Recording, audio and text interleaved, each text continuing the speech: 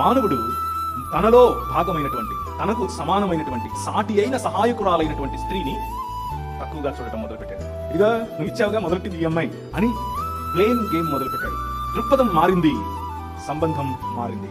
దృక్పథం మారింది, మాటలు మారాయి. మాట దేవుడిదైతే పాట పాడటం మొదలుపెట్టాడు. ఏమని ఒకసారి చూస్తారా? 2వ అధ్యాయము ఆదికాండం. పాట పాడాడు. ఇది ప్రపంచంలో మానవుల్లో మొట్టమొదటి డ్యూయెట్ సాంగ్, మొట్టమొదటి రొమాంటిక్ డ్యూయెట్ సాంగ్. మొట్టమొదటి మానవుడు తన మొట్టమొదటి భార్యకు పాడినటువంటి మొట్టమొదటి పాట. చూడండి ఏమని ఉంది ఇక్కడ, 2వ అధ్యాయము 23.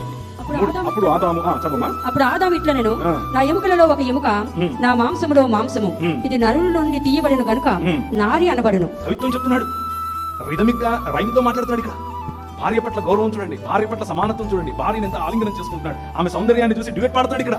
కానీ దృక్పథం మారింది. ఒక్కసారి వాక్యము అనేటటువంటి దృక్పథం నుంచి బయటకు వచ్చి లోక మర్యాద అనే దృక్పథం పెట్టుకున్నాడు. ఇదిగో నువ్వు ఇచ్చావుగా, ఈమె చెప్పింది చేయాల్సి వచ్చింది అని మొదలుపెట్టాడు.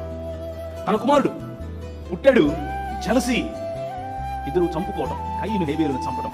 ఇలా చూసుకుంటూ పోతే సమాజం, మానవ సమాజం దేవునికి దూరం అయ్యే కొద్దీ దృక్పథంలో మార్పు వచ్చే కొద్దీ దేవుని వాక్యము కాకుండా, దేవుని మాట కాకుండా, దేవుని యొక్క ఆజ్ఞ కాకుండా, దేవుని యొక్క కట్టడ కాకుండా, దేవుని యొక్క సన్నిధిని విడిచిపెట్టగలిగినంత ధైర్యమునిచ్చేటటువంటి లోక మర్యాదకు లోబడ్డారు. జీవితం కుంపనాశనం అయింది.